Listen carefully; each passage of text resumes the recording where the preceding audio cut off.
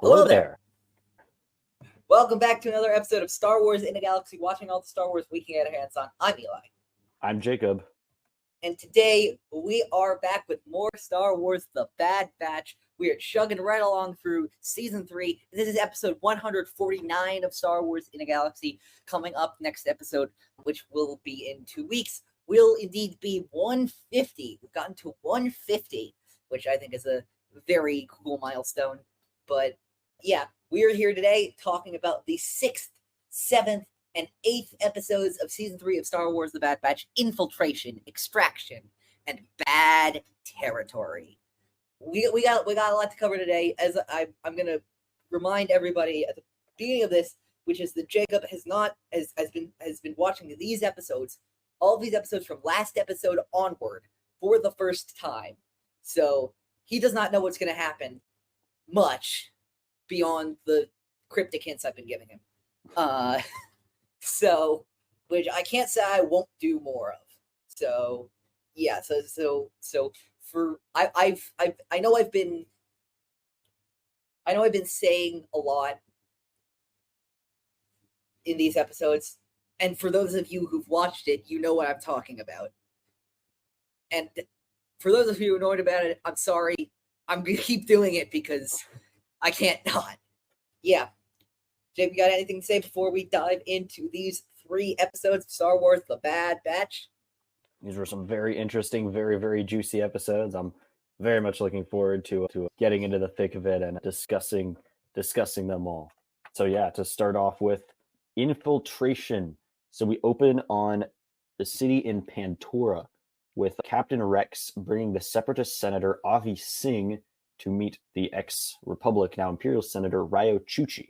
So they have a little discussion, and they find that once they were on opposite sides of the galaxy-wide conflict, now they more or less want the same things. However, nothing good can last, and one of the mysterious shadow clone assassins infiltrates the building where they are. Luckily, the clones manage to stun and catch him, not before he causes a lot of chaos, and they bring the shadow clone back to their base on Teth. So Rex and the other clones, I'm not sure, is there an official name or a widely used name for that organization? No, I've been calling it Rex's Resistance Movement. Yeah, Rex's also, Resistance. That has a ring to it. If you find this more helpful, which I do, and this is why I'm going to be using it in this episode, the clone assassin that they send after Rex and Senators Chuchi and Singh, that they capture, I have been calling, because the Season 2 one was Clone X, I've been colloquially referring to this one as Clone Y. Nice. It's not actually its name. I don't think it has an official name, but I've been calling it Y. And also I'm calling the other clone, of course, that they said after Clone Y. Take a wild guess. Clone Z. Clone Z. Yeah. So if that helps you to call it that, but like, just for you and our listeners, when I'm talking about Clone Y and Clone Z, those are who I'm talking about. Fair enough. I like that. I'm with that. So Clone Y is taken into custody by the Batch. Now there's a little bit of by the clones, by Rex's Resistance. They have the whole talk about the wiped ID number, they remove the suicide capsule, all that stuff. Meanwhile, another assassin, another Clone Z, is sent after Clone Y to Teth, but there's a little bit of discord within Rex's Resistance, as the other clones still have a lot of tough questions for Crosshair. But back on the Havoc Marauder, we're back with Omega and Crosshair. Maybe I'm getting the order mixed up. No, you're good. Crosshair's not the When Crosshair and the Batch, they arrive on Teth now. Bowser is very, very mad at Crosshair for everything that happened on Ryloth in Season 1. So they have a little bit of a confrontation, but Rex steps in and says, "Hey, we can defuse this. We're all on the same team now. We're all fighting the same fight." So they're chilling out on Teth, trying to interrogate Clone Y. However, Clone Z arrives on Teth in his ship. Now they find out from the Clone Y's targeting puck, or his data puck, that Omega is being targeted by the Shadow clones, and Crosshair says what he knows about the sort of the Shadow clone assassin program. The operative, Clone Y, infiltrates their base, finds Omega, and alerts Imperial Command. He then sets off a chain series of explosions, and a bunch of fighting breaks out, but Clone Y is crushed under falling rubble, but not before we see two more shuttles of clones, the Strike Extraction team. We see two more shuttles heading down to Teth to try and pick up Omega and Crosshair. Which leads us directly into... Yeah, this leads us directly into Extraction, picking up right where we left off. We find out that Clone Y is alive and still alive and very much kicking. The clones are now trapped in the complex. That is Rex and the Rex's clones are trapped in the complex with the Empire closing in. We get a very exciting game of cat and mouse between the Empire's clones and Rex's resistance. Eventually, the clones make it to an escape pod on the lower levels, but Clone Y snipes out the engines, causing it to crash in the jungle of Teth. Wolffe is very upset with the operative, saying, "You put our mission in jeopardy. You could have hurt Omega. We need her unharmed." Yada yada yada. So the clones are now making their way. Rex's resistance, Crosshair, the Batch, Rex, Hauser, making their way through the jungle. But the clones, of course, sorry, it's confusing. This is so many clones in this episode. The Empire finds them and flies in on their shuttles, descending on ropes into the scene. And Clone Y, sorry, a lot of names here. Clone Y is firing on them, but Crosshair says, "I'll draw his fire away." And eventually, Clone Y and Crosshair get into a very, very extended fight. They end up going down a waterfall. They're fist fighting. They're fighting underwater, and Clone Y almost drowns Crosshair, but then gets stunned by Hauser, who pulls Crosshair out of the water. Right when the Batch and Rex's clones are about to get back to their ship, they're descended on by Wolffe and the rest of the clones, but Wolffe did not know that Rex was alive and is very surprised. And Rex and Wolffe have a little reunion with Rex ultimately imploring Wolffe not to take them in, to think about what he's doing, and Wolffe saying, "Okay, just this time," and they leave. In bad territory, the Bad Batch takes their asses back to Pabu to lay low for a while, now knowing that the Empire is still after Omega. They contact Fee Genoa, wanting to know if she knows anything about M counts and why the Empire is interested in them. She comes back to them saying that she's learned via hologram. She comes back to them via hologram saying that she has learned that the Empire is employing what so-called Class 1 bounty hunters to retrieve targets with M counts to them. And she offers to set them up with a bounty hunter that they would pay off or do a job for to potentially give them that information. And they choose Master Assassin Fennec Shand, who they've encountered in season 1. Hunter and Wrecker go to a space station to meet with Master Assassin Shand, while Echo's still with Rex, isn't he? No, yeah, Echo's still with Rex. Well, Omega and Crosshair remain on Pabu. The A storyline of the episode involves Shand recruiting Hunter and Wrecker to go take out Sylar Saris, the Butcher of Ordo Eris, on the planet of Velo. What a bunch of fantastic names, by the way. Which they have to trudge through the swamps of Velo in order having to disable mines, dodge space crocodiles, and eventually fight Sylar Saris in like a really damn dark scene. Like, I don't know if it was just me, but like, was that scene really dark for you? Not really, to be honest. I wasn't okay. Maybe it was just by the this particular episode. It was a good fight though. It was I mean literally dark. I mean literally dark. I mean literally dark. I mean like pretty dark at times. I don't know. I will usually watch it on my laptop. So if it's a bright room, the Bad Batch is often quite a literally visually dark show. Yes, no, I meant This episode was literally dark. exception, to be sure. This was no exception. Yeah, no, I meant literally dark. Yeah, but they eventually capture Sylar Saris and bring him in. Meanwhile, Omega teaches Crosshair on Pabu. Omega is convinced before they leave. Omega is convinced by Hunter to have AZ take a look at Crosshair's hand tremor, see if there's anything that can be done. AZ can't find anything, so and suggest it might be a mental block on Crosshair's side. So Omega teaches him to the concept of meditation that she was introduced to by Gunji on Kashyyyk in season 2. Fennec, after Hunter and Wrecker bring in Sylar Saris, Butcher of Ordo Eris, which I will never like. I'm going to say that the entire. You might as well, honestly, screw it. This episode is going to be titled Sylar Saris, the Butcher of Ordo Eris.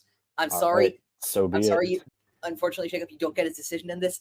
Like, that's just too fun to say. So be it. So be it. It is. It definitely is. It's a hell of a name. Yeah, and Ming-Na Wen saying it is just fantastic. But yeah, outdid herself in this. Yeah, episode. no, we'll she talk about delivered that later, a great performance. But afterwards, Fennec decides to contact one of her Class 1 bounty hunter friends to see what they know about M counts, and promises to Hunter and Wrecker that this bounty hunter, whoever she is, will seek them out. Yeah. I wonder. She didn't say she, but like, you know who it's gonna be, right?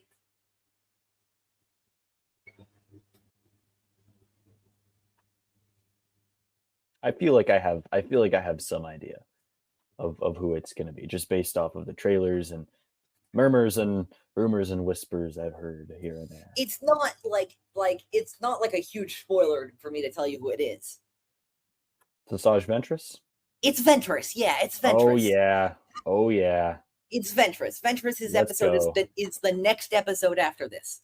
Yes. Oh my gosh, let's go. I'm a big Ventress fan. I'm so excited for her. Alert, I will say this. We'll talk about this when we get to this in 2 weeks.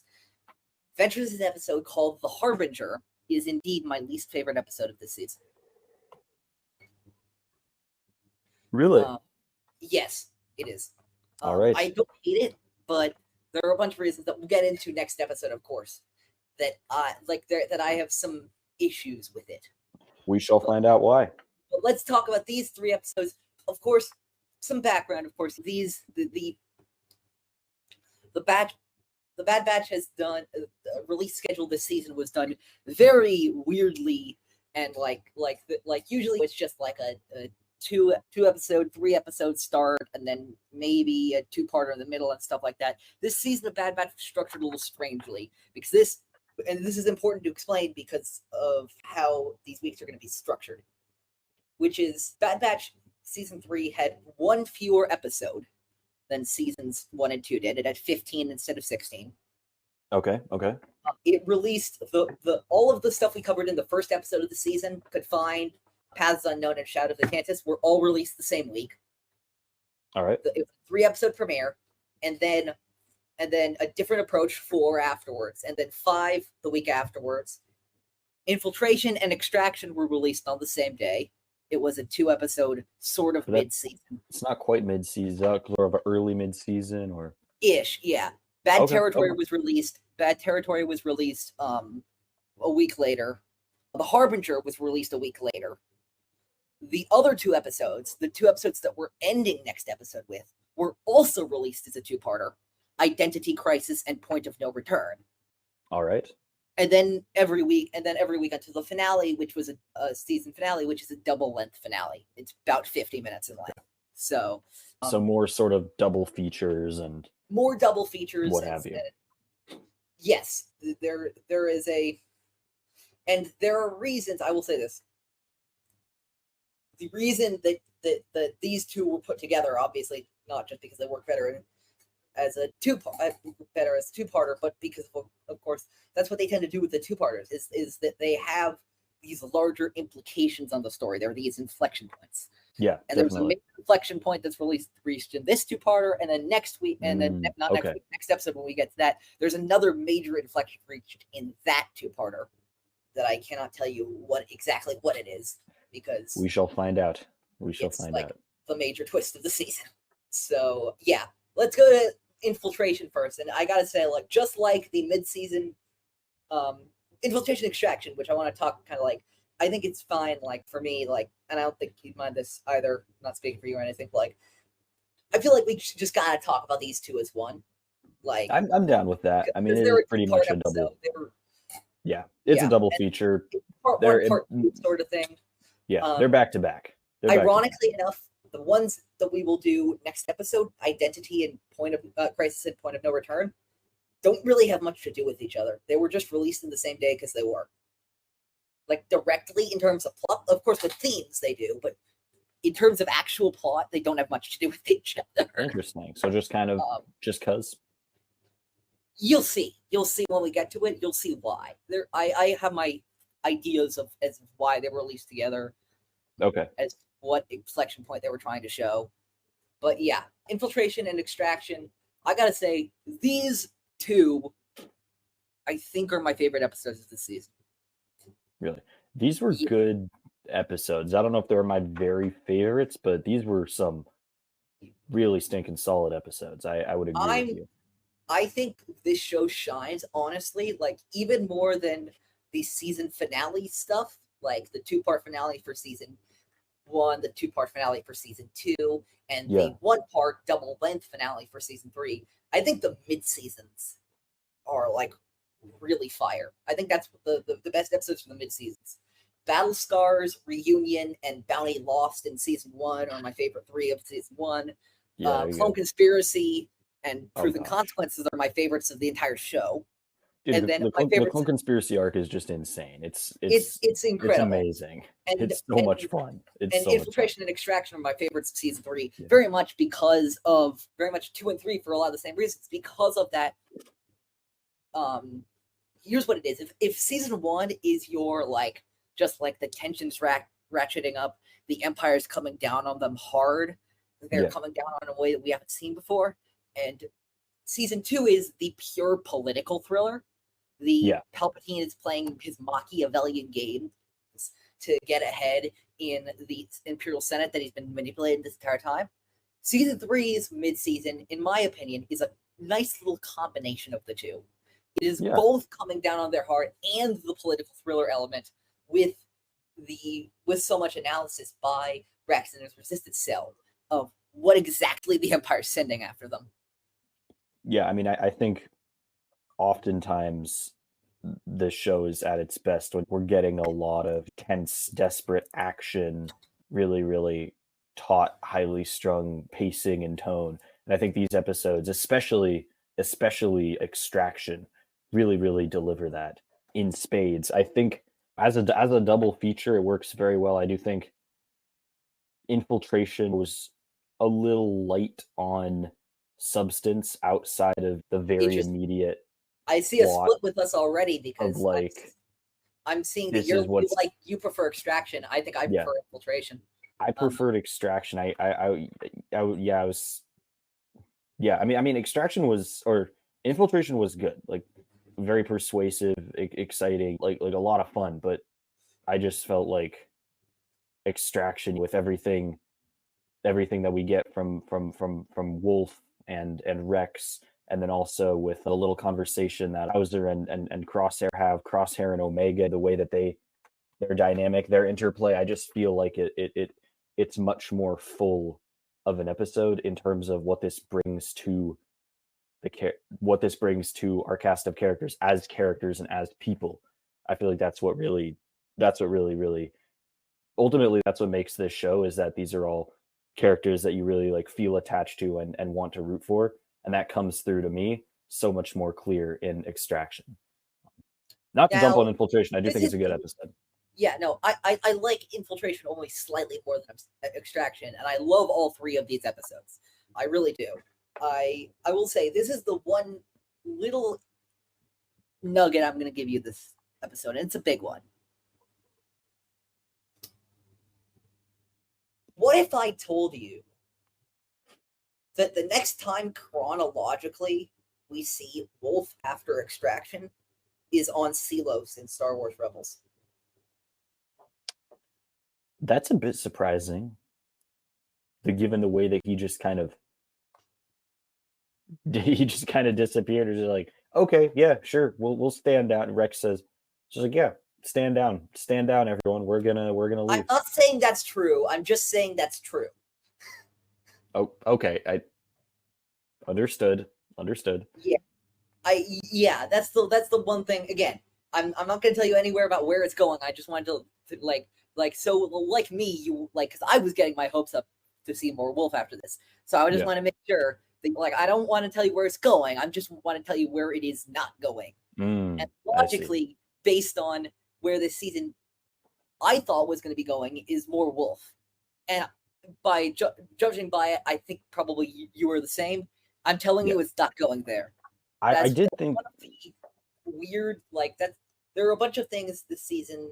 There are a few problems I have with this season, which I still love this season, where, like, they're clearly building up to stuff, and then they just don't do it. And this is one of them. I don't like that very much. They have a Star Wars lately has a tendency to do that sometimes. I don't love that when it happens. Yeah. That being said, I'm not too. Yeah, I wasn't too into the Wolffe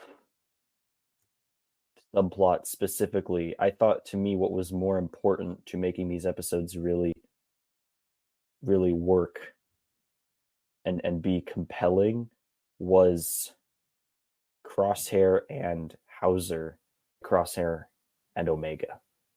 Absolutely, and I think that, like, that very much, obviously, including Wolffe, for diehard fans like us, including Wolffe in this season was kind of treated, I remember, by a lot of people and a lot of friends of ours, as a given. Like, yeah, they're gonna show Wolffe because they need to show we know that Rex got his chip out and is seeing the light. We saw that with Gregor at the end of season 1. There's one left up from Selos. Yeah. Wolffe's got to enter the picture at some point.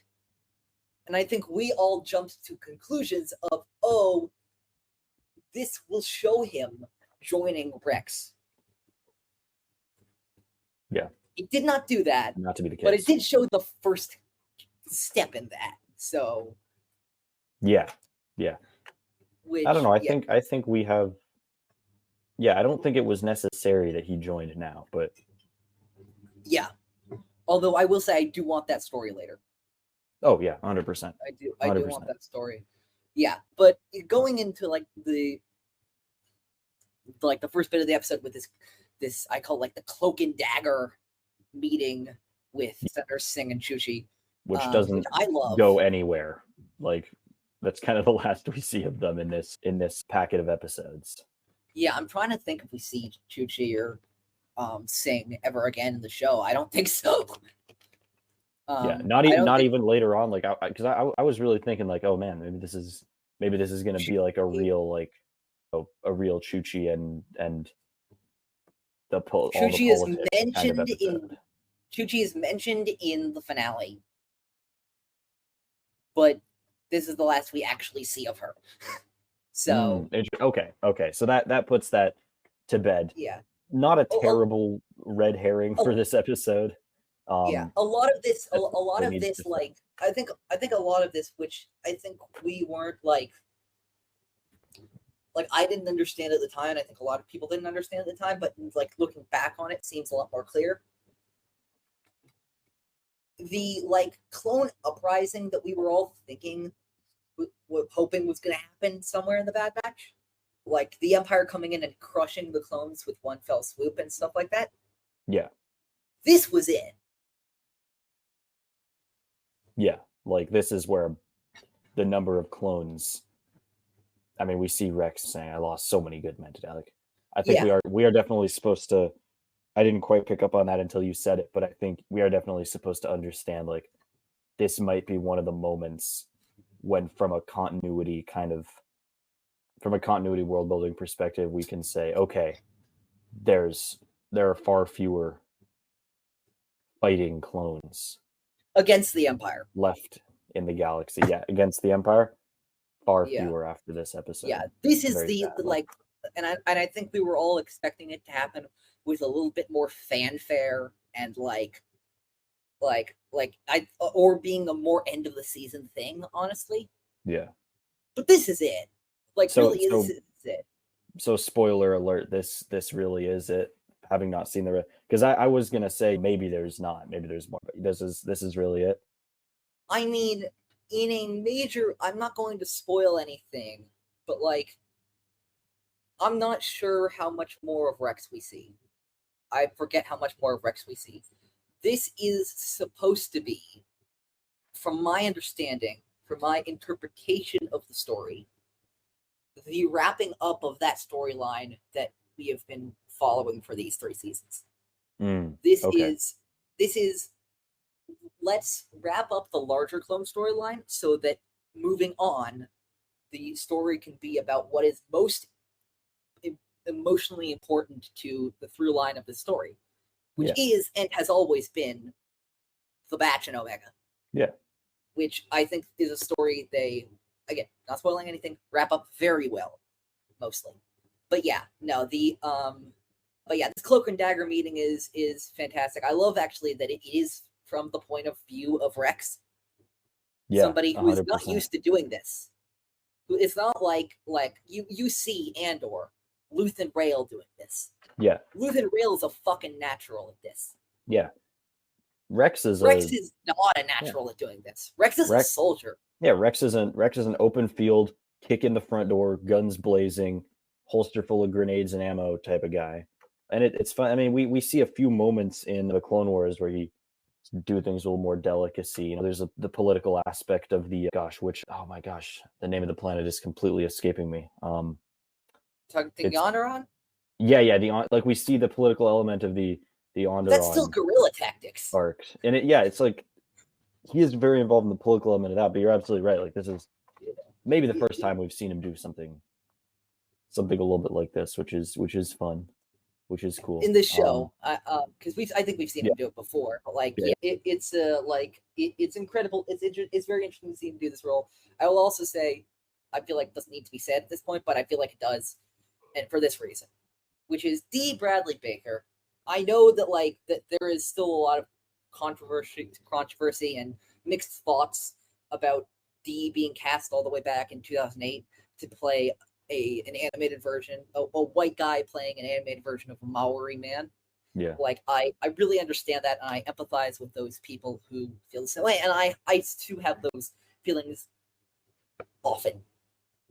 I will just say that there are on the alternative, keeping that in mind, I do there are a lot of these clone characters that the Batch and Rex and Hauser in this episode, and Waxer and Boyle and TCW and Echo, obviously, that have been made classics because of D. So I don't want to discount him too, discount his work, while also acknowledging that controversial history.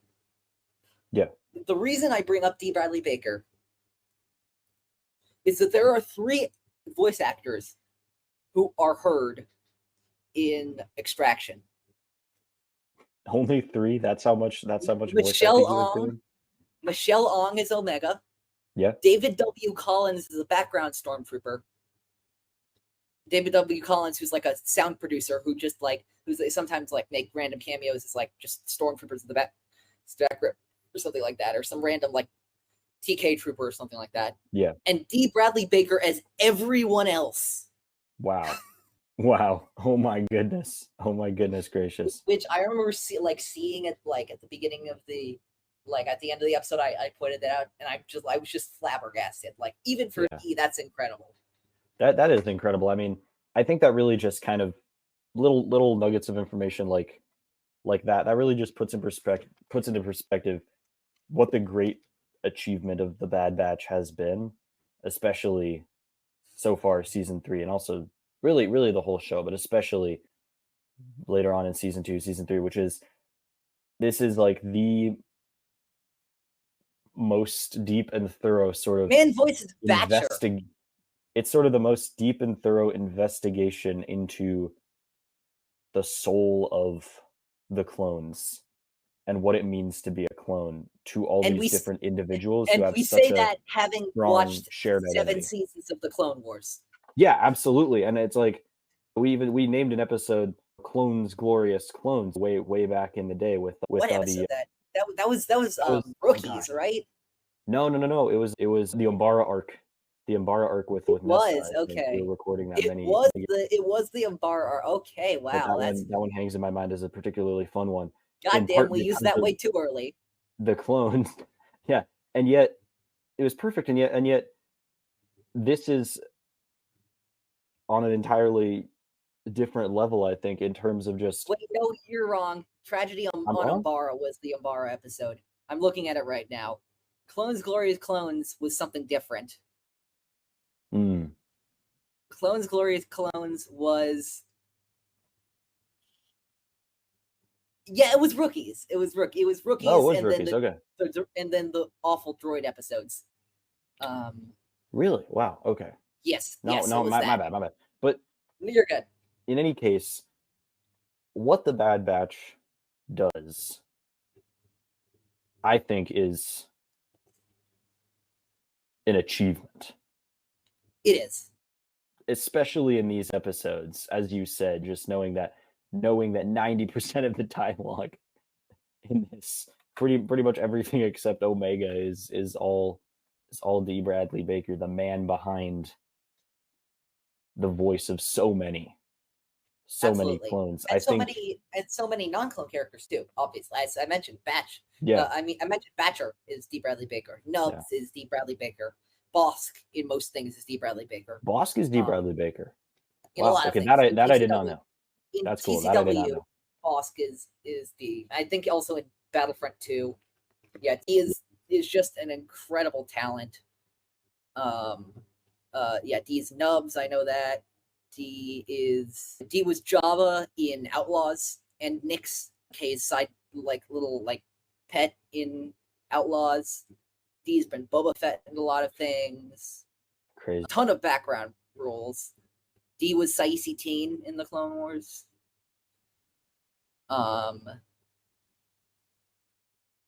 Just tons of various roles. This man, Constantine in Rebels. That was D. Wow. Yeah. The man's got a little range. Just a little. The man's got a little range. Yeah. But I think these episodes just epitomize the idea of being a clone and kind of the constant sort of tension that ends up in the end being the force that tears apart most of the clones. It's that tension between being an individual and being part of this collective, that is so strongly enforced onto you, and the literal identity of being a clone. And I think this episode just does, especially Extraction, it just does such a job of kind of showing what that means and what that looks like when we see just a bunch of clones thrown together, working against one another, Crosshair switching sides, and now we're dealing with the fallout of him having inflicted the heartbreaking losses that he did onto Hauser, and then it's pretty great. It's pretty great in my opinion. We already alluded to this. You already alluded to this, but I'm interested to hear your full thoughts on this. We saw this planet in the trailer for the season. We didn't exactly know what was its context, but now we do, of course, having seen these 2 episodes. Let's talk about Teth. Oh, Teth! I'm so glad that they brought back Teth, and I think that we can we can appreciate some of the symbolism and some of the feeling of, gosh, look how far we've come. Yeah. That we choose to bring back Teth for an event that is, in some respects, kind of the end of the clones fighting the good fight. Yeah. In a capacity larger than a few people, because we saw Teth in the Clone Wars movie. Teth was where this started. This was, I think after Christophsis, it was Christophsis, and then it was Teth. Christophsis, This not was Teth? it was Geonosis, and then it was Christophsis, and then it was Teth. This was like one I of mean, the there were very other first. stuff. There were other stuff between there because I think TCW takes place starts about 6 months after the film, but that we've seen still. But this is one of the very first instances of a big clone battle that we get. It's the classic Clone Wars feeling. Ahsoka and Rex try to keep up. Ahsoka and Anakin zooming around doing the shenanigans. You got all the ATTEs climbing up the sheer wall. The clones pulling off amazing feats of bravery, and then we come back, and you're reminded of that, and sort of. Not only are you reminded of that, you're also reminded, for example, I don't know if you noticed, but I believe early in Extraction, they're Imperial clone commandos are deployed. I believe that's onto the ledge where Anakin and Ahsoka jumped off onto those flying creatures in the movie. It could be. I wasn't sure, but it could be the very same. Another ledge and then found the Twilight there. So these for people who know and love the Clone Wars, these are evocative places. These are places meant to evoke memories, and they do. I will just also mention how good Teth looks. Oh, it's gorgeous. Mostly because, and I'm not to completely trash this movie or anything. I'm just saying that they were still working out animation in 2008 when the movie premiered and the show started. I mean, think about how far the technology has come in the past. Yeah, it 16 looks beautiful. The lake, the waterfall on Teth where Crosshair almost gets drowned, looks gorgeous. The waterfall was the one part where I was like, okay, it's animation. Everything else I thought was a work of art. The rest of Teth, I was like, the fires I thought were fantastic. The animations of the fires I thought were great. It was very good. It was very, very well done. Yeah. I think before we move on too far, the thing that I was going to say about Teth and the reason why, if we see this as sort of one of the other, obviously we've already had Order 66, we've already had Camino, the destruction of Camino. We see this as one of the death knells of the clone troopers and the identity of being a clone, especially the identity of being a clone for the Republic and not for the Empire. If we see this as sort of the final blow to that outside of a very, very, very small group of individuals, and then it becomes to me all the more meaningful that I was watching this thinking kind of, wow, man, the last time we were on Teth, I'm pretty sure there was nothing on Teth in any of the intervening seasons of Clone Wars or anything else for that matter. So you're like, man, the last time we were on Teth, this was just raucous, fun, lighthearted, no moral ambiguity. Just we've got the Jedi and the clones, and they're fighting these awful droids. That's how it was presented. Obviously, we know that there's more to it than that. But for the purpose of the show, tonally, you can the show, a lot of the early Clone Wars was kind of up until maybe season 3, we start getting a lot. We start having a lot more complexity, but a lot of those early seasons are kind of hey, just let yourself enjoy this. Surely it will never get more challenging than this. We're just destroying droids here. We're destroying droids at the end of the road. And then you fast forward to one of the darkest, most challenging moments for the clones, one of these defining moments, and you're just thinking, wow, how did we get here? Think about everything that transpired to bring us here since when we first got to Teth. And that's why I like the choice. That's why I like the choice to bring it back to Teth. Not only, like you said, Eli, not only is it beautiful, but it's meaningful to have this specific showdown take place here. As Maul says in Twin Sons, it ends where it began. It ends where it began. Teth is one of the places where it began, and Teth is one of the places where it ends. I love all the stuff that happens on Teth in this episode and the next episode, like both these two. Yeah, I like because Rex's resistance cell before the attack looks like they're doing decent for themselves. Not to take out the Empire anytime soon, or anything, but like they're on the up and up. More clones seem to be joining every day. They seem to have somewhat of an operation on Teth. Yeah, they do. And very much actually that's the genius of a location like Teth. Even Anakin, when Anakin was like, "Oh, he's been located on a monastery on Teth," he was like, "Why the hell would we go to Teth? Nobody would want to go to Teth. Nobody cares about this planet." And that is what is so genius about Rex picking it, is that nobody cares enough to go there. It's a wild jungle with nobody that we know of living there. It is the perfect place to establish base. It is Adelon level good stuff. Although it lasts a lot less long than Adelon. So at least that we know of. Yeah. So I gotta say, by the way, that the Empire's actions in this episode before the explosion are kind of hilarious. So here's what they wanted to do. So they had Clone Y go to infiltrate the base, and then Clone Y was taken out. They didn't know what happened to him, so they sent Clone Z to infiltrate the base again, but more secretly this time, to find out what happened to Clone Y, to make sure that there were actually like rebels there and resistance fighters there, and not that like something else got Clone Y out.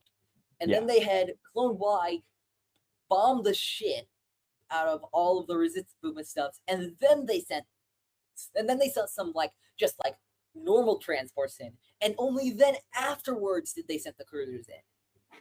Yeah, it is kind of funny. You know what this reminds me of? So Palpatine wants Padme dead, but he doesn't want to do it himself. So he sends a guy to go kill Padme. But that guy doesn't want to do it himself. Yeah, you're right. It hires a bounty hunter who hires a bounty hunter who hires a droid. Who hires a droid or who has a droid that has a bug, and the bug's gonna bite Padme, and that's gonna be the end of that. Nothing can possibly go. No, I agree. I think as well. I don't know if you have anything to add about this. I just thought it was kind of funny that the Clone Y had such beef with Wolffe. Wolffe came and immediately was like Clone Y, like pretty much that was like Z actually. Clone Z. Oh no, you're right. Yeah, it's Clone Z because Clone Y is Clone Z pretty much single-handedly like raises this facility to the roof, like sends the clones into absolute chaos, like it is pinning them down under sniper fire, and then Wolffe comes in and is just like, well, what are you doing, man? What did you do why did you blow all this shit up? And Clone Z is like, I was one guy. What else was I supposed to do except like use the tools at my disposal? Like, so I don't know. Was Wolffe right? Maybe. Was Clone Z right? What Wolffe and a lot of other clones are experiencing with the Shadow clones is actually kind of similar to the Batch in a lot of ways. Yeah. Because you know why Wolffe's special? Because Wolffe's had over 4.5 years of battlefield experience. He survived some of the most brutal battles of the Clone Wars. You know why Clone Z's special? Because he's Clone Z. Because the Empire fucked with him a whole bunch and gave him all these like superpowers and like super abilities. And that's why he's special. So I think it's just as simple as Wolffe is really like is in the process of realizing, like so many others, like Hauser, like Crosshair, like so many people, he's realizing that he's expendable. Yeah. He's realizing that 4.5 years of battlefield experience don't mean shit if the Empire can just buy the shiniest new toy. Absolutely right. Yeah, that's pretty much. And that's it, pretty much. Yeah, and that dawning of like it is the very, even though I wish this episode would have gone a little further with this, I love this as that breakthrough moment for Wolffe, because these two episodes, I feel like, even though he doesn't appear till the end of Infiltration, I feel like are a lot about Wolffe and about him looking around. It's the George Lucas directing Hayden Christensen in the behind the scenes episode 3 documentary. I forget which one. They made a gajillion of those for that movie, so Yeah. it's in one of them. But George is directing it, and he's like, look, when Anakin's going down this path, there's a small part of him, not very big, small, very small part of him, that's constantly going, what am I doing? And then he says, and then the larger part of his brain goes, oh, I'm doing it for Padme, I'm doing this for the galaxy, I'm doing this for this and that. But there's always that small part of him that's going, what am I doing? And this is Wolffe's What Am I Doing episode, Extraction specifically. This is like when you hear at the beginning of Extraction, these are clones. They're not insurgents. Yeah. Like the loyalty that is, and that's the other thing, which is about the clones are Clone Y. Yeah. I was gonna say about the Clone Y. When Rex is questioning Clone Y in the base and Infiltration before Clone Z comes and fucks shit up. Yeah. Rex is hesitant to do anything to Clone Y because he still believes that Clone Y is quote one of us. Yeah. I mean, the clones, it really seems like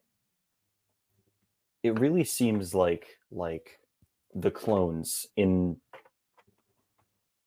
sorry, I just lost my train of thought. It really seems like the clones, specifically Wolffe, who are still the unmodified clones, not the special, not the operatives, but the unmodified clones who are still fighting for the Empire, are not doing so because they believe in the Empire, but because they believe in what it means to be a clone and what that identity means. And their belief is that good soldiers follow orders. It's the mantra. And then we kind of see the difference where that's kind of borne out with the shock of Wolffe saying, these aren't insurgents, these are clones. And then Clone Z saying, well, they can be both. Because Clone Z has been reprogrammed to really be serving the Empire. But I think Wolffe and a bunch of the other clones are really still, they're doing it because they're like, we're clones. This is who we are. And that begs the question I was going to ask, which is Rex's insistence that Clone Y is still one of them. Is that true? It's a ship of Theseus question. How much of a clone does a clone have to be to still have their brothers consider them like worthy of that same love and respect? Because I think it's pretty clear that the shadow clones, X, Y, and Z, as we're calling them, X is actually what one of them's called, Y and Z is just my nickname for it. Yeah. Helps us. It's a good nickname because it helps us keep them. Keep track of them all. The shadow clones, it's not incredibly clear how much they care about the other clones. It doesn't seem like that much. It feels like they've had a lot of their cloneness removed and have just become Imperial assassins. Now that's my read. That is kind of just the question of what makes you a clone, or sort of what makes a clone. Is it literally just being a clone, or is it more about what you stand for and what you fight for? Yeah. And I think in some of these guys' mind, it's very much what you stand for and what you fight for. But in another sense, this identity and this bond is so strong that it's hard to do anything for them that goes against that. And that's what we're seeing again and again. One other thing I had about Infiltration specifically as an episode, which I love, is just another big topic that covers all 3 of these episodes. I love the writers teasing us with this M count thing. They know we know what it means. But the clones don't. And seeing them be so incredibly oblivious about this is really funny to me. It's like, Oh, I wonder what M count could possibly be. Do you guys know what M count means? Does anybody here know what M count means? Does Omega understand what M count means? Does she understand midichlorians, or is to her is it just M count? So we can assume that Nala Se knows, but does anyone else know? Nala Se does know. Omega does not know. Yeah.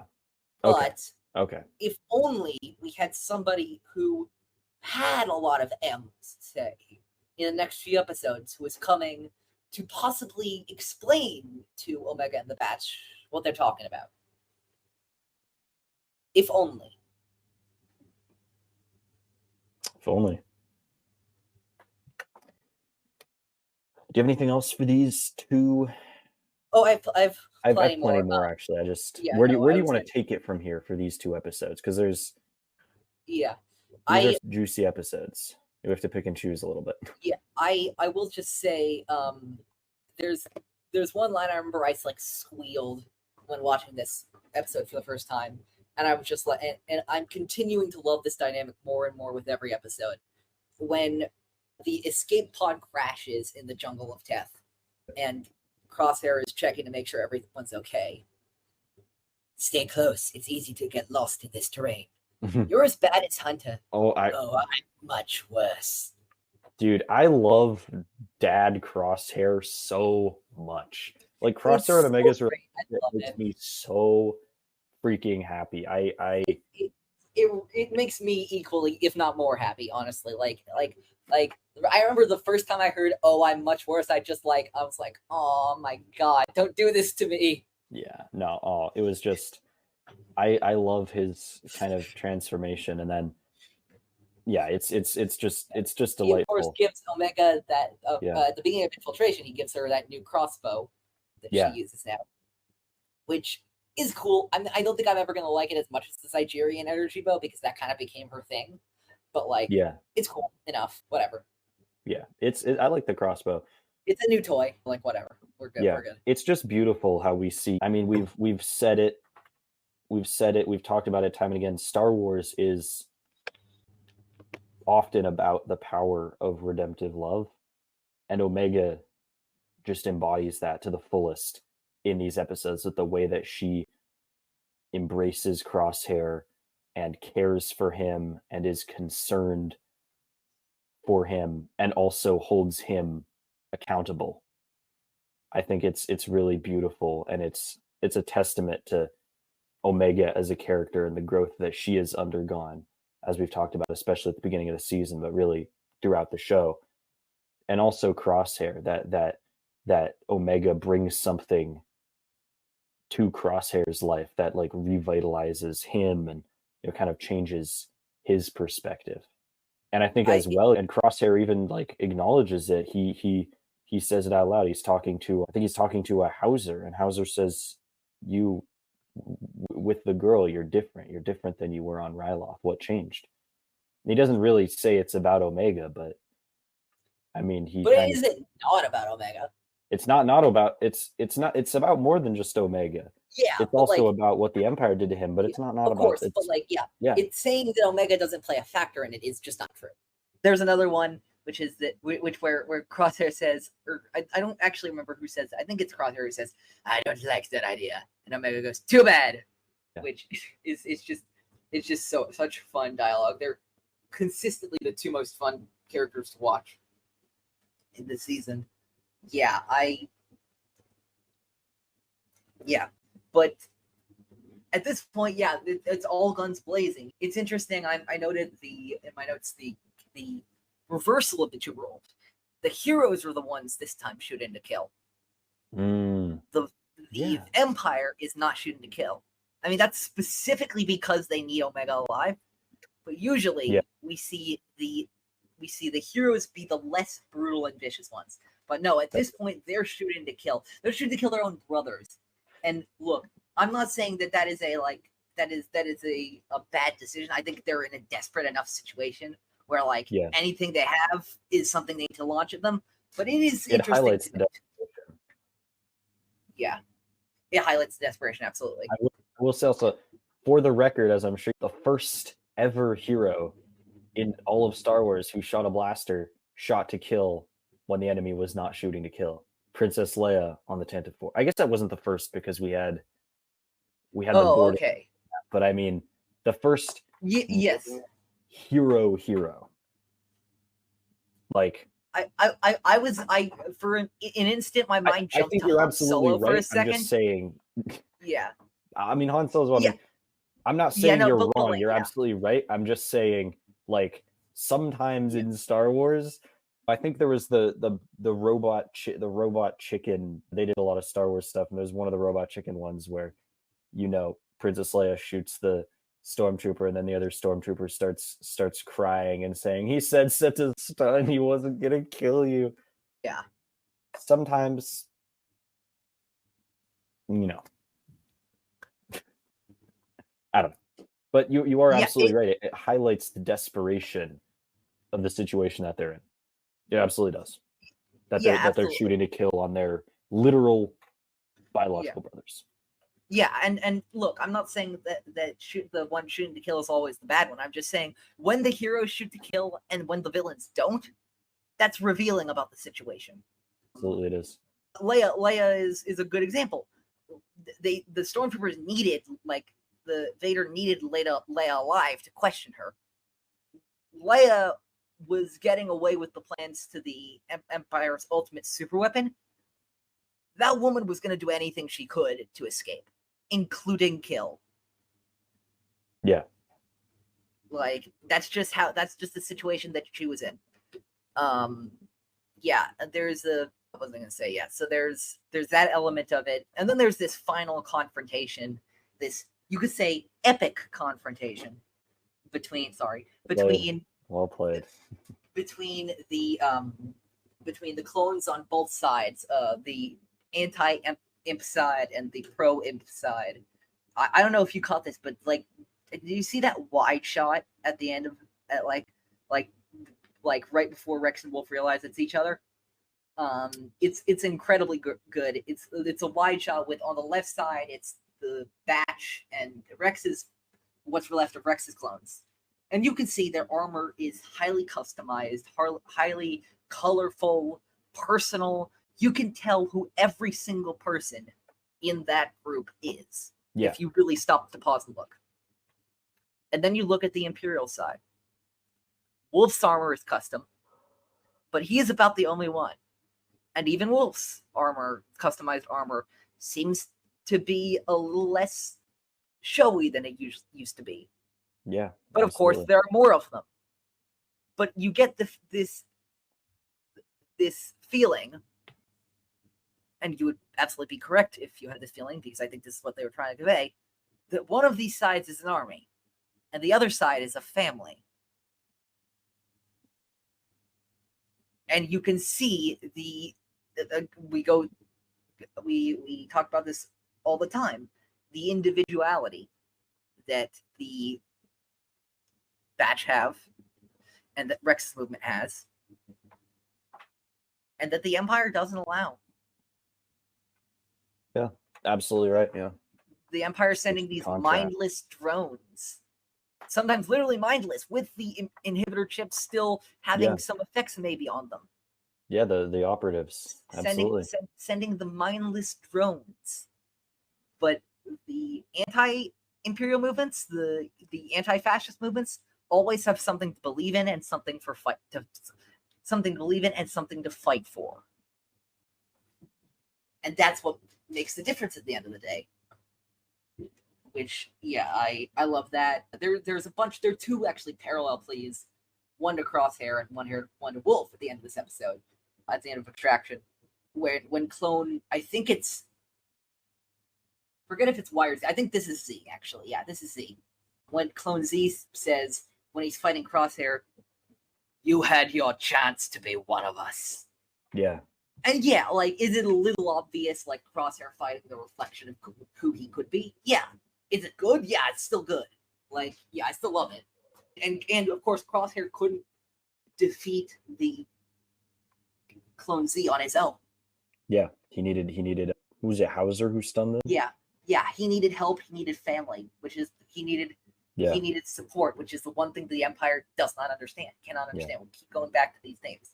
And then, of course, that plea for Hunter, not Hunter, that plea from Rex to Wolffe. Yeah. At the end of this episode, that ends with, I didn't write down the whole thing, but ends with, as your brother, I'm asking you to do the right thing. Yeah. Amazing line. Absolutely amazing line. It's beautiful. And it works. That's the other thing, is it works. And it works, yeah. And that we know that with one little blip where Wolffe reverts back to early programming, notwithstanding, that Rex instills in Wolffe the bravery and conviction to eventually free Lothal from the Empire. That's where this is all heading. At the end of the day, that's where this is all heading. Yeah. But I mean, yeah, what else? I mean, it's intense that it's kind of amazing that we go from just knowing what we know about Hauser and Crosshair and the interaction they have to then Hauser's the one who pulls him out of the waterfall when he's about to go over the edge. Because Hauser gets it. Because Hauser gets finally that Crosshair is dedicated to the cause and has learned his lessons. And I mean, more and not just that, but also the fact that Hauser's just like, I mean, look, at the end of the day, like, we talk about the Brotherhood, we talk about the clones. Hauser kind of just says whether or not he's actually on our, like, whatever the case may be, whatever suspicions he may have, I'm not gonna let a clone go. Yeah. Not after everything that's happened. You know? Yeah. Before we get to bad territory, we've already talked, but I'll just say, obviously, I love this two-parter. I've already said this is my favorite. These two are my favorite combined, are my favorite episode of this season, and I love the political thriller mixed with the action thriller, usually that we get in the Bad Batch. Yeah, I love both of these. I think the destruction of Teth is a meaningful inflection point for not only this season, but the series as a whole. Jacob, what are your overall thoughts of these two before we get to bad territory, which I will never, by the way, I was gonna mention it at some point. Sorry. I was gonna mention it at some point, but there is a song called Bad Company from, I think, the 70s by a band confusingly also called Bad Company. And every time I see the name of the next episode, I like involuntarily sing it to the tune of Bad Company. So every time I see Bad Territory, I'll in my head I will constantly go Bad Territory. So yeah, I needed to make that reference because if I didn't, I was going to be singing it and nobody would know what the hell I was talking about. Yeah. Overall, I mean, these are a couple of pretty darn good episodes. I think Infiltration, for me, like we talked about, I think most of what I was really interested in came up in Extraction. I think Infiltration was pretty good all in all. Not the most character development heavy, but it's taut, it's tense, it's compelling, it's exciting, it's entertaining. And then Extraction, I mean, oh my goodness, just not only the desperate, exciting action, but the visuals, the emotional moments, the emotional intensity that we get in this episode. It's just it's a fantastic sort of defining moment. One of the defining moments for a lot of the clones involved. So really, I'm a huge fan of these two episodes. What did you think about them overall? What would you say? That I said as yeah, I love both of them. I slightly prefer Infiltration. I think the tension works a little bit better, but I love both of them. Are you ready to get on to bad territory? Bad territory. Let's do it. I think we should talk about the elephant in the room in this episode, which is how nice it is, at least in my opinion, and I hope you agree as well, how nice it is to have Ming-Na back. How nice it is to see more of Fennec Shand. I mean, Fennec's kind of a dick in this episode. Like, I'm not even going to lie. But you're absolutely right. Ming-Na Wen she's a tremendous voice actress in this show. She does a fantastic job. I feel like it's just no matter what kind of fuckery her character is pulling, she's spot on. She's spot on every time, and she absolutely makes Fennec one of the more interesting and dynamic and fun kind of recurring side characters that we get to see throughout the course of the Bad Batch. I get what you mean about Fennec being an asshole this episode, but there's also just like a level of, for me, like, I don't think that's a knock. That's just who she is at this point. She's a bounty hunter. She's looking out for number one. She's looking out for number one. What exactly do you expect at this point? Like, and I will say that I think there are some shreds, and of course she'll need many more years of learning about the galaxy and learning about her place in it, and of course I think also some guidance from Boba to get where she is into a more protagonistic role in the Book of Boba Fett. But I also think in this episode there are shreds of evidence that we can point to already see her kind of going that way. What would those be in your mind? She didn't need to ask about Omega when they were on the planet. That is true. She was maybe a little concerned, maybe a little curious about Omega. Absolutely. Yeah, she did not need to, but she did.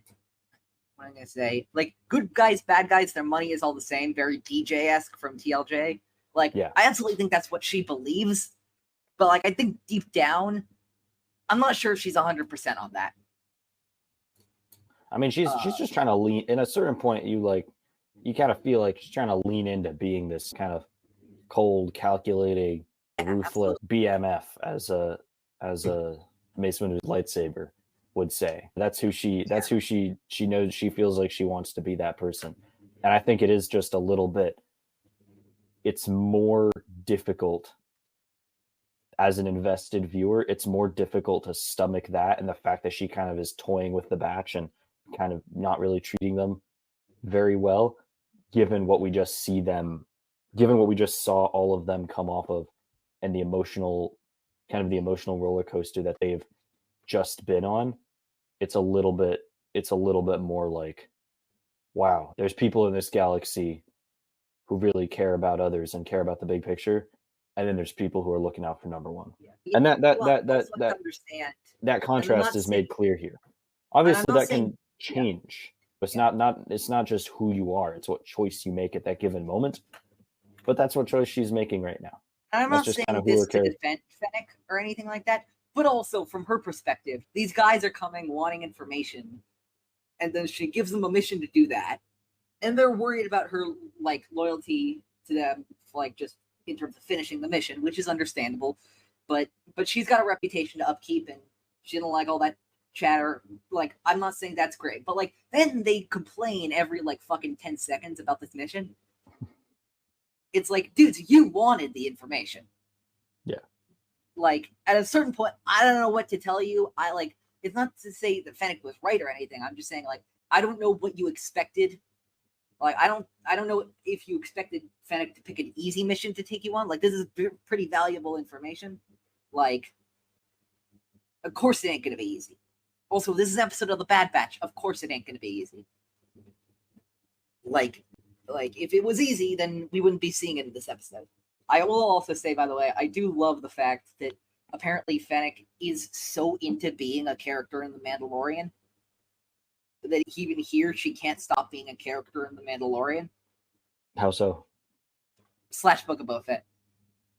So this episode is a classic format that we know all too well, right? Hey, I want this. Oh, hey, I want this thing from you. Sure, I'll give it to you. But first, you gotta run an errand. You gotta do something for me.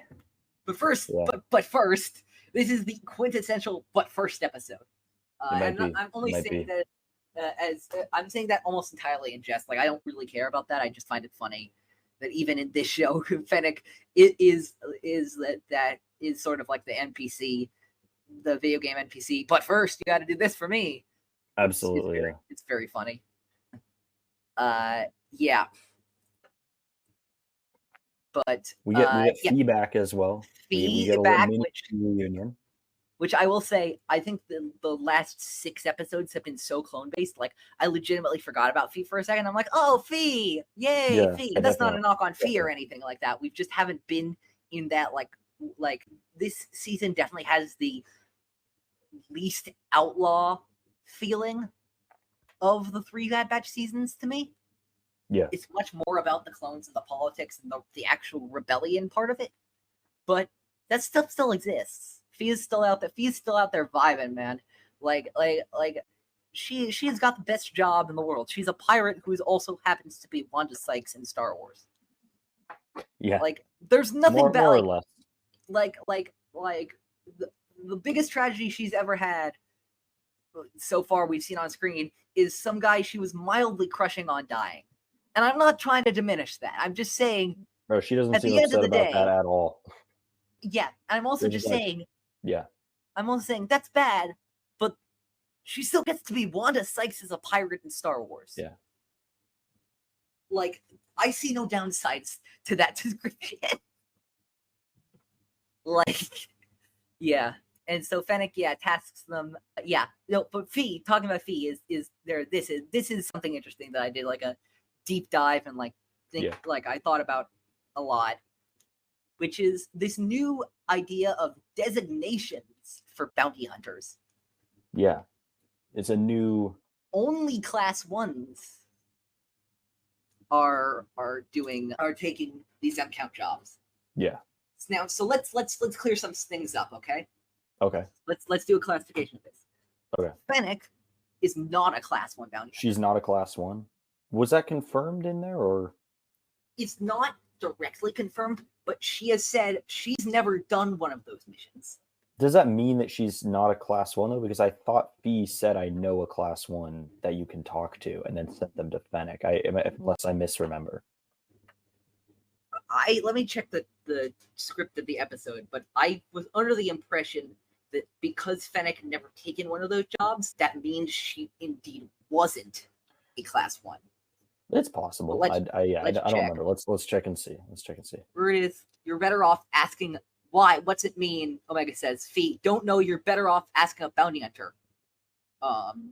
Yeah, there's no confirmation that she is or is not a class 1 bounty hunter. Okay. So it's maybe she's not then. We can't be too sure. Yeah, we're not sure about Fennec. We know that Ventress Is a class 1. Whether she is or not, actually, that's actually you'll see this next episode. I'm not sure. It doesn't necessarily mean she's a class 1, but she knows about M counts because she's force sensitive. Yeah, fair enough. There is one character, and this is a minor spoiler, kind of minor. Sorry, this is that we know to be a class 1 bounty hunter that is going to show up later in the season. And so I'm sorry I'm spoiling this for you, but it's not like a crazy shock. Cad Bane is a class 1 bounty hunter. I mean, I assume class 1 just kind of means we cream, know the cream of the crop. Just the cream of the but like crop, where's that exactly? But I'm fascinated exactly where's that cutoff, and like, is it like who determines this? Is it the Empire? Is it the Guild? I'd assume it's the Empire because they're taking cases directly from them. Yeah, but we know the only one we know confirmed is Cad Bane. Cad Bane in this era is a class 1 bounty hunter. Also, like that leads me into another like lore super question, which is like, is it just class 1 and class 2? Is there a class 3? I mean, like, I think there are like some really rich storytelling possibilities in this idea. I mean, this did make me think back to the old, sadly no longer canon, the old Bounty Hunters Guild book and the lore of the Bounty Hunters Guild in the old expanded universe. And there was definitely a big sort of stratification of you got kind of small time wannabe bounty hunters like that guy from The Mandalorian. What was he in Book of Boba? I can't remember. What? The wannabe bounty hunter guy. His name. That was what's his face? You said his name. Toro Calican. You got the Toro Calicans of the world, all the way up to the Boba Fett's of the world, taking jobs so big that Which, the Empire by goes the directly to way, him and doesn't go through the. I think there's something similar here. Now, how many classes are there? I don't know. I'm really The Empire trying. loves stratification and Jacob, classification, so you I, never know. yeah, Jacob, I'm so sorry about this. I'm really trying to keep this whole thing from being me spoiling the rest of the season. But this is not something that happens. This is something that, like the Wolffe thing, doesn't happen. And so I wanted to temper your expectations because it doesn't happen, which is my biggest thing about this season. That is a personal thing. It is not like I think this would have made the story better. It was an I wanted it thing. And so I'm acknowledging up front that this not happening is not a fault of the story. It is just because I wanted this thing and they didn't go that direction, which is totally fine. I'm not writing the story, they are. Yeah. If only there was another bounty hunter who was making their way up in the galaxy who had a so far as of yet unexplored relationship with Omega that the batch could contact with and have a really insightful conversation about the legacy of Jango Fett, who could also maybe tell them a little bit about M Count. Now you're talking. If only. He ain't the show.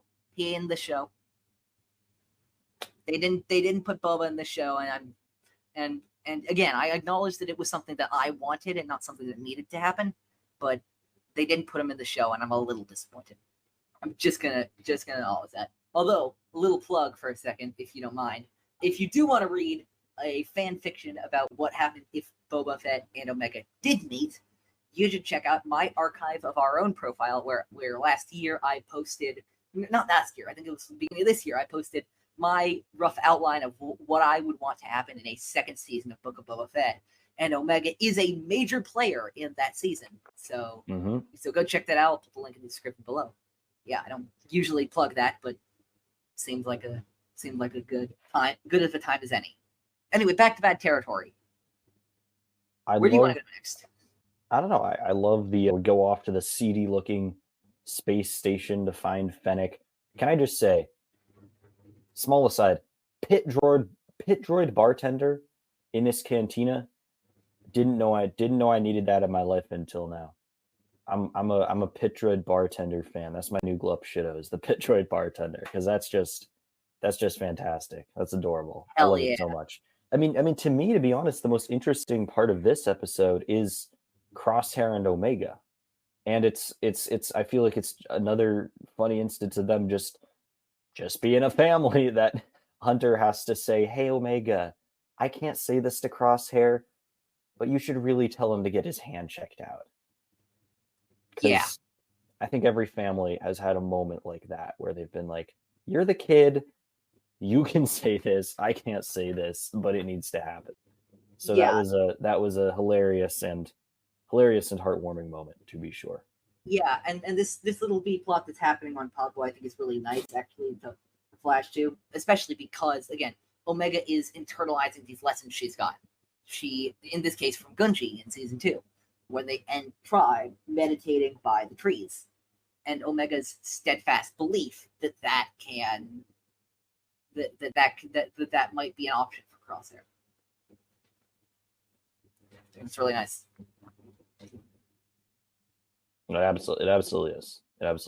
I mean, what else? I love the world that they land on. I don't think we get the. Do we get the name? Yeah. We don't not in the episode, but I do know for a fact. I looked it up afterwards. The name is Velo. Velo, okay.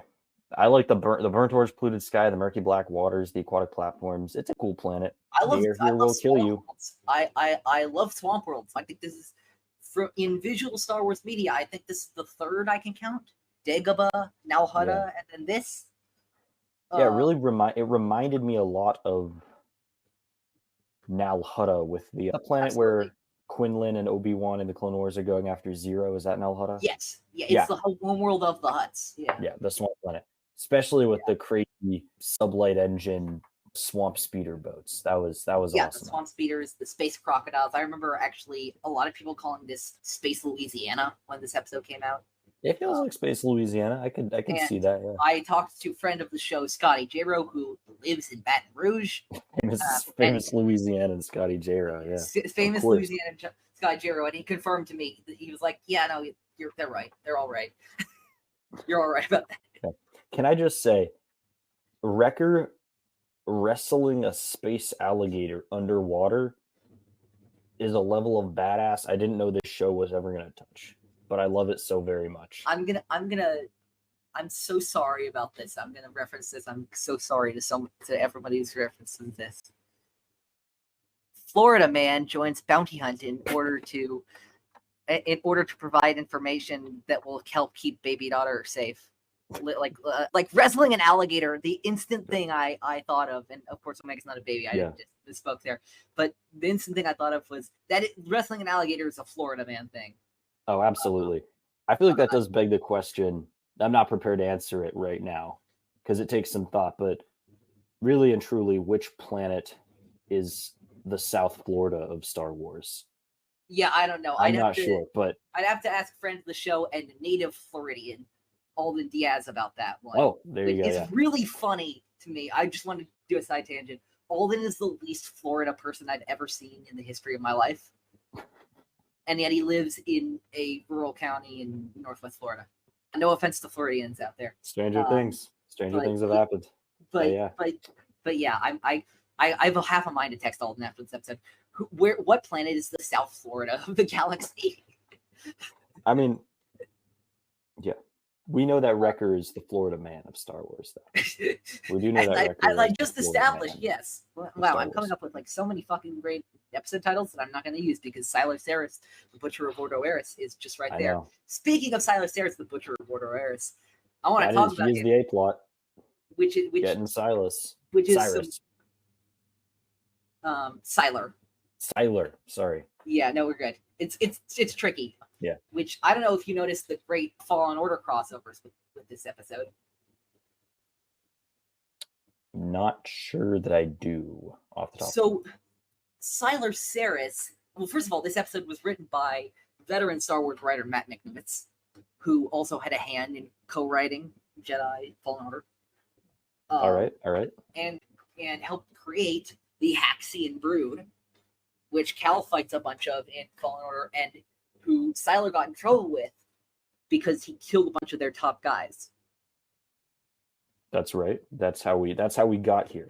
And he made off with a cache of credits as well. Yes, he made off with a cache of credits of the Haxian Brood, which is seen in Fallen Order and basically like torn down by Cal and Marin and Seer and Grease in the spin-off novel Jedi Battle Scars, from what I understand. You don't fuck with the Haxian Brood. Unless Ordo Eris is Ordo Eris. I'm surprised you don't remember Ordo Eris. I mean, actually, I'm not surprised you don't remember Ordo Eris because most people don't. Remember, you're just walking along on Zepho and Jedi Fallen Order, and then some asshole droid named Bagonk kicks the fuck out of you, and Respawn pops a hey, you you try to fight this asshole droid named Bagonk, and I know there are other pirates and stuff who can knock you out and mercenaries and stuff, but Bagonk is the one I saw, and honestly, it's a fantastic name, so I'm never going to stop saying it. Like, you try to fight Bagonk, but you're knocked out anyway, and then you awaken, captured without your lightsaber, on another planet where you're forced to fight animals in a gladiatorial pit. Do you remember this level? I don't. From Fallen Order. From Jedi Fallen Order. I do. I don't think I've played this level. I've played through. We watched it. We watched it for the Galaxy. We watched it. I don't remember it right now. We didn't play through it, so I don't remember it very well. But let me what's the connection here? That's Ordo Eris. Oh, okay. There we go. This, where Cal has to escape the prison, stuff like this. Let me show you. Look at this. You seen this? At about 2 frames per second, I am, yes. Oh, shit. It's okay. And then he gets into the... And then he gets into the arena and he sees Sork Tormo and he fights, and then the Mantis breaks Okay, out. I remember this now. Yes. Yeah, Yes, yes. thank you. I remember it now. You're forgiven for not remembering it because, as I remember, as we said in that episode, kind of didn't need to be there. I remember both of us just being like, why did they do this in the beginning of this? But like in the middle of this game, like why did they just send us here for 15 minutes? It was just very strange. But anyway, that's Sylar Saris' connection to Jedi Fallen Order, written by again the same person. Yeah, Wrecker wrestling a space crocodile is fun because of course why wouldn't it be? Yeah. Do you have anything else for this episode? Not really about the A plot. I mean, it's a fun episode. Like it didn't really resonate with me. It felt like we have to do the thing to go get the thing to get the other thing. That I don't know. It didn't really resonate with me as, in my mind, one of the standout episodes of this season so far. That being said, I thought Omega teaching Crosshair, just throughout this episode, Omega and Crosshair, when we see them on Pabu, and then Omega teaching Crosshair to meditate, saying, "Oh, I learned this from Gunji," and then he goes, "Wait, you were on Kashyyyk?" She says, "Yeah, you missed a lot." And he goes, "Yeah, I guess I did." That was another great moment, another great father-daughter moment, we could say, if we're assuming that Crosshair is becoming one of the dads, which, as his previous "I'm not Hunter, I'm much worse" statement would suggest he might think of himself as. That part I loved. But overall, this episode for me, it moved the story forward in an important way, but it wasn't the most compelling. Yeah, it's my least favorite of the three we watched for today, but I still very much enjoyed it just because I love seeing Fennec Shand in action. I will never say no to more Ming-Na Wen as Fennec Shand. And yeah, of course, in moving the story forward, and we're leading us right into our next episodes.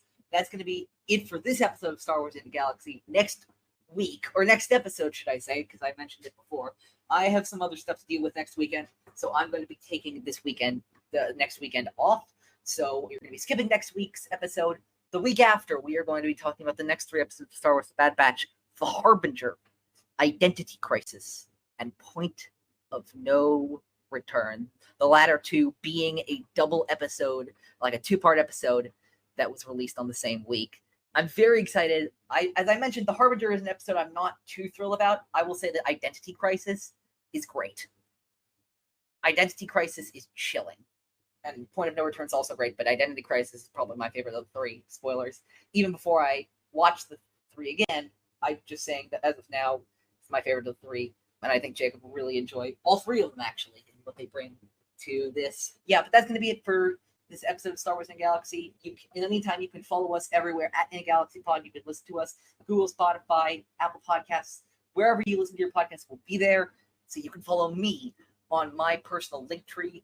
The link to being linktr.e/_Ochifan327 to find all my stuff. Epic Conversations, we've having a little trouble like scheduling some cutscenes for it, but the September match has been recorded and it will be up very soon, I promise. Might not be the month of September. Almost certainly won't be the month of September, unfortunately, but will be very soon. Very fun match. Bangers and Smash versus Sheev Shills. That was a fun one to record, and Epic Confrontations will be continuing that way to getting matches as out as often as we can. We got some great stuff in the pipeline for that. I think until next time, the only thing to say is may the Force be with you. Always. Always.